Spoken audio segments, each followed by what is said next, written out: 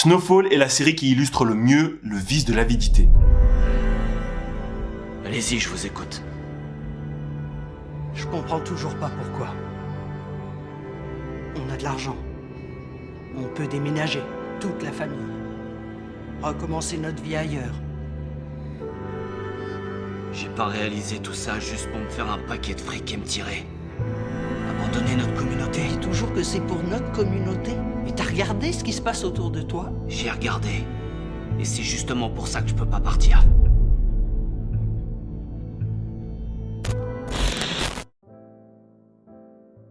L'avidité est définie comme un désir excessif ou insatiable de posséder ou d'obtenir quelque chose. Il a souvent une connotation négative parce qu'il sous-entend une quête qui dépasse la raison et qui mène souvent à des comportements destructeurs. Et dans le cadre de Snowfall, on a un exemple pur et dur avec le personnage principal. Mais d'abord, il faut comprendre de quoi elle parle la série. Donc il y aura peut-être un peu de spoil, voire que du spoil. Snowfall, c'est une série qui nous montre l'ascension et la chute du personnage Franklin Saint. À la base, Franklin, c'est un jeune habitant de Los Angeles. Il naît dans une famille pauvre avec un père absent. Très jeune, il doit trouver un moyen de se faire de l'argent, donc dans le dos de sa mère, il commence à vendre de la weed pour subvenir aux besoins de sa famille. En voyant que le trafic de dés rapporte plus que les jobs conventionnels, il commence à se dire que tout ça pourrait lui rapporter gros. Ses ambitions et ses contacts grandissent et au même moment, il apprend qu'une nouvelle dé arrive sur son marché.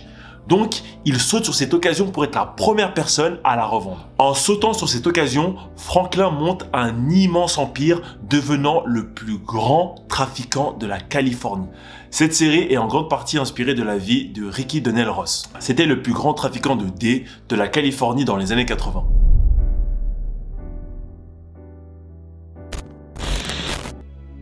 Comme je vous l'ai dit, Franklin Saint, c'est un jeune Californien qui est né dans les années 60. Son père était un Black Panther qui a fini à la rue et sa mère était une assistante immobilière. Avec un salaire à la maison, c'était dur pour sa famille de bien s'épanouir. Grâce à l'intermédiaire de son oncle, Franklin trouve un moyen de se faire de l'argent en revendant de la weed. Franklin, c'est un mec avec un entourage diversifié. D'un côté, il a sa famille et ses amis dans le ghetto, et de l'autre côté, il a un entourage totalement différent avec des personnes qu'il a rencontrées à l'école. C'est comme ça qu'il arrive à vendre en dehors de son quartier et à générer des revenus intéressants. Un jour, sa mère perd son job à cause d'une discrimination raciale, et ça fout sa famille dans la merde. Franklin devient le seul à pouvoir ramener de l'argent. Franklin ne supporte plus d'être à la merci du système et il voit que la pauvreté a beaucoup trop d'impact négatif dans sa vie. Sa mère s'est fait virer comme une malpropre et il observe que les discriminations et les violences policières se font uniquement sur des noirs pauvres comme lui. Donc c'est à ce moment-là qu'il veut gravir les échelons sociaux et qu'il va entendre parler de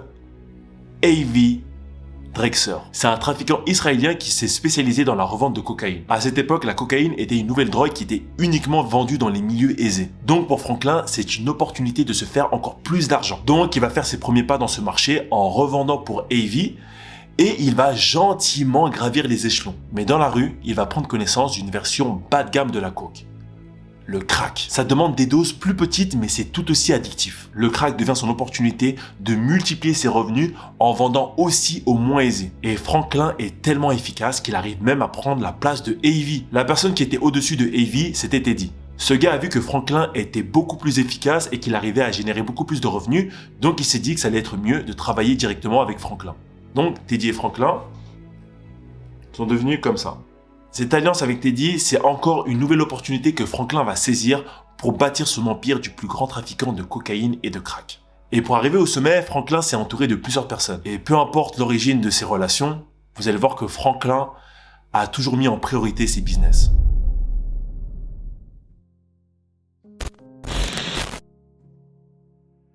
Kevin et Léon sont les deux meilleurs amis d'enfance de Franklin et c'est avec eux que Franklin va bâtir son empire. Kevin et Léon servent de bras droit et d'intermédiaire pour les plus petits revendeurs. À cette époque, dans le marché de la D, les Noirs revendaient généralement de la weed et les Latinos étaient ceux qui revendaient de la cocaïne. Quand le groupe de Franklin débarque avec le crack, ça dérange énormément les gangs latinos. Franklin prend de plus en plus de place et empiète sur le territoire des autres. Pour passer un message, les Latinos vont même jusqu'à tuer 2 revendeurs du groupe de Franklin. Et l'un de ces revendeurs est un cousin de Kevin. Quand Kevin apprend la nouvelle, il pète un câble et il veut absolument retrouver l'assassin de son cousin pour lui réserver le même sort. Franklin a conscience que si Kevin va se venger, ça va empirer la situation et ça va enclencher une guerre. Donc Franklin fait tout pour dissuader Kevin de recourir à la violence. À ce moment-là, on peut se dire que Franklin fait tout pour éviter ce genre de drame, pour protéger ses proches. Mais il y a un élément qui peut déjà nous faire douter à ce moment-là. Du côté des Latinos, 2 personnes viennent voir le groupe de Franklin indépendamment. Ce sont Lucia et Gustavo. Les 2 avaient pris connaissance que le groupe de Franklin avait une nouvelle cam qui cartonnait. Donc, ils étaient venus pour négocier et obtenir cette recette. Les 2 leur ont proposé de leur donner le nom de l'assassin du cousin de Kevin en échange de cette recette, la recette du crack. Donc s'ils trouvaient un accord avec ces négociations, Kevin allait directement pouvoir se venger auprès du responsable. Mais pour Franklin, ça restait un risque et c'était surtout hors de question de vendre sa recette. Pour Franklin, vendre sa recette, ça signifiait qu'il allait devoir diminuer ses revenus dans le futur, donc pour lui, c'était non. Et c'est là où tu te dis, peut-être que le frérot, il aime beaucoup l'argent quand même. Donc dans le dos de Franklin, Kevin va accepter de vendre la recette et il va enfin obtenir le nom.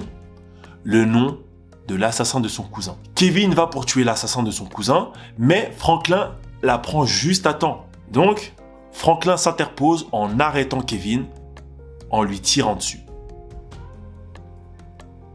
Sur la jambe. C'est l'une des premières fois où on voit ce que Franklin est prêt à faire pour protéger ses propres intérêts. Déjà, on va apprendre que Kevin va mourir parce qu'il se sera vidé de son sang. En tout cas, il n'aura pas survécu au tir de Franklin.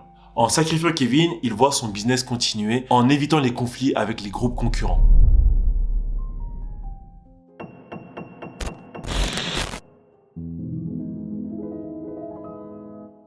Melody, c'est une fille qui a grandi dans le même quartier que Franklin. Les 2 se sont longtemps tournés autour et juste avant que Franklin commence à vendre de la coke, ils ont commencé à se fréquenter. À chaque fois que les 2 sont ensemble, ce sont ces moments où on voit la sensibilité et l'humanité de Franklin. Mais malheureusement, même si les 2 se kiffent, ils doivent se fréquenter en secret. Parce que le père de Melody, travaille pour la police. Le problème, c'est que le père de Melody, il soupçonne Franklin d'être un dealer. Donc il ne veut pas que ce mec fréquente sa fille. Et il avait raison. Enfin, il a raison. Quand Franklin vendait de la weed, ça allait encore, mais dès qu'il est passé à la blanche, ça a vrillé. André, le père de Melody, commençait à voir que des personnes de son quartier étaient ravagées par une nouvelle drogue. Vraiment des zombies. Il y avait clairement des zombies dans son putain de quartier. Il était là, mais on est dans Walking Dead ou quoi? Ça n'était pas encore sorti à l'époque. Cette nouvelle drogue avait tellement pris de l'ampleur que sa fille Melody en est devenue victime. André a commencé à sérieusement enquêter sur les origines de cette nouvelle drogue et il est remonté jusqu'à Franklin. Et il réussit à réunir des preuves qui pourraient enfermer Franklin, mais ce Franklin, il arrive à le tuer avant que ça parte plus loin. Il tue le père de sa meuf quand même, ils étaient en couple. Donc vous l'avez compris, pour protéger son business, Franklin en est venu à tuer le père de la femme qu'il aimait. Avidité. C'est vraiment le mot. Avidité.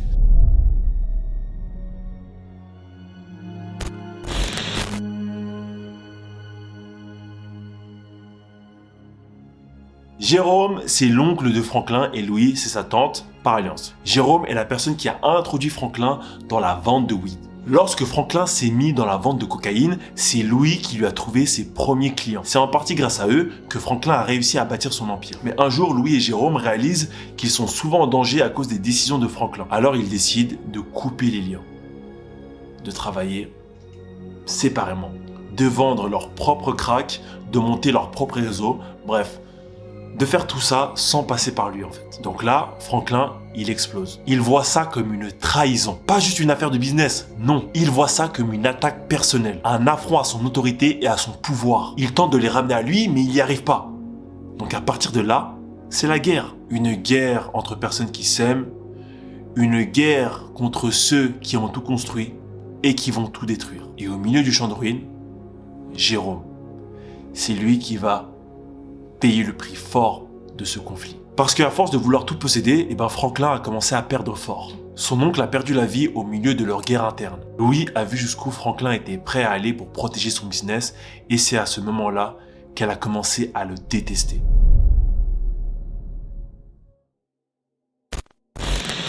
Teddy, c'est l'homme qui est devenu le fournisseur direct de Franklin. De base, Teddy, c'est un agent de la CIA qui se sert de son poste pour faire entrer de la drogue plus facilement dans le pays. Il décide de travailler directement avec Franklin parce qu'il est plus efficace. Et cette collaboration va fortement gêner le père de Franklin, Alton. Alton a déjà été confronté à la CIA et il sait qu'ils ont pour habitude de se servir des jeunes noirs pour ensuite les jeter en pâture. Alton prend la décision de dénoncer Teddy à une journaliste, mais Teddy réagit juste avant que ça arrive. Teddy explique à la famille de Franklin qu'il lui offre 2 choix. Soit il tue Alton, soit il expédie loin d'ici. Forcément, c'est la deuxième option qui est choisie et tout le monde passe à autre chose.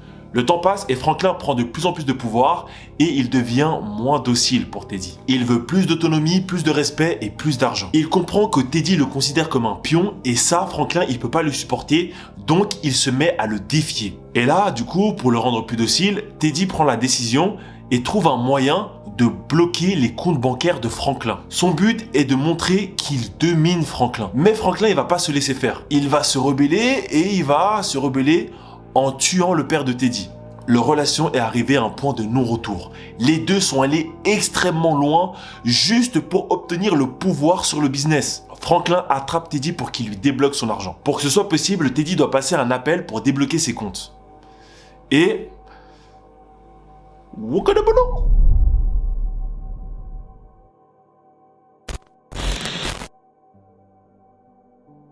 Alors Sissy, Sainte, c'est la mère de Franklin. En attrapant Teddy, Sissy, elle a enfin la chance de lui demander directement à Teddy où est passé son mari. Parce que pendant tout ce temps, elle a eu aucune nouvelle de son mari.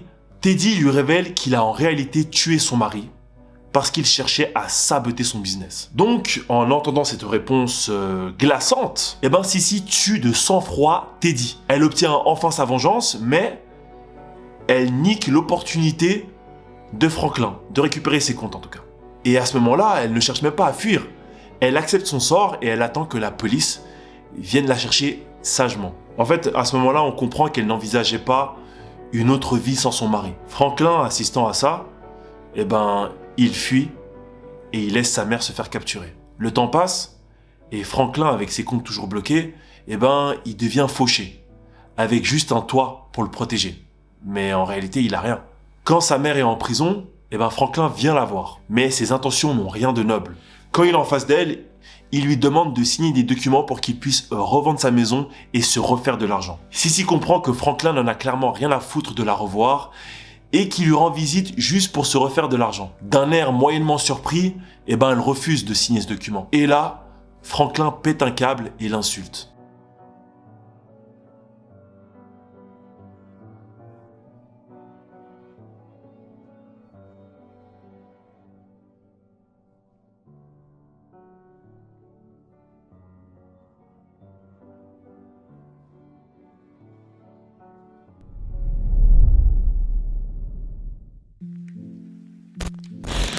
Snowfall illustre parfaitement l'excès de la soif d'argent. D'un simple désir de s'en sortir et d'en avoir plus, il a fini par tout perdre et tout détruire. Parfois, quand on désire obtenir quelque chose, on peut en devenir obsédé. On peut tellement faire une fixette dessus qu'on oublie tout le reste. On fait tout pour obtenir ces nouvelles choses, mais on oublie de prendre soin de ce qui est déjà là. Et ces situations, je l'ai malheureusement déjà vécu. Lorsque j'ai vu une porte pour améliorer ma vie, j'ai tout fait pour m'en rapprocher. J'ai étudié et poncé mon domaine pour devenir le meilleur. Et lorsque j'ai vu que mon travail commençait à payer, je n'ai pas arrêté et je l'ai mis en priorité. Mais mon obsession m'a fait négliger des personnes qui étaient là avant et qui m'ont toujours voulu du bien. Et bien sûr, c'est totalement normal de moins fréquenter certaines personnes si nos chemins de vie et nos objectifs sont différents. Mais je ne peux pas m'empêcher de me dire que j'aurais pu améliorer quelque chose pour conserver ces précieuses amitiés. C'est pour ça que je me suis reconnu chez Franklin Sainte. Il a tellement cherché à fuir la pauvreté qu'il a abandonné des précieuses personnes en route. Il y a un parallèle que j'ai adoré dans Snowfall avec le personnage de Franklin et son meilleur ami, Léon. Au début de la série, Franklin est présenté comme le cerveau et la tête froide du duo. Et Léon, il est présenté comme un mec impulsif mais vrai.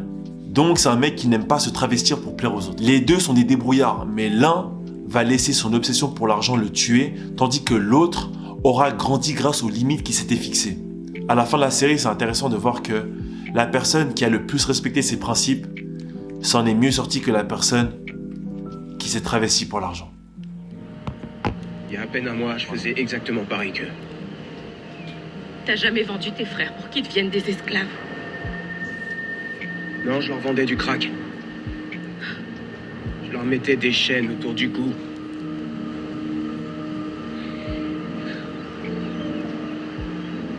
C'est peut-être même plus facile de se sortir de l'esclavage que de se sortir du crack. Si jamais tu rends sa liberté à un esclave, il la prendra sans se retourner. Si jamais tu fais la même chose avec un junkie, il regardera toujours en arrière.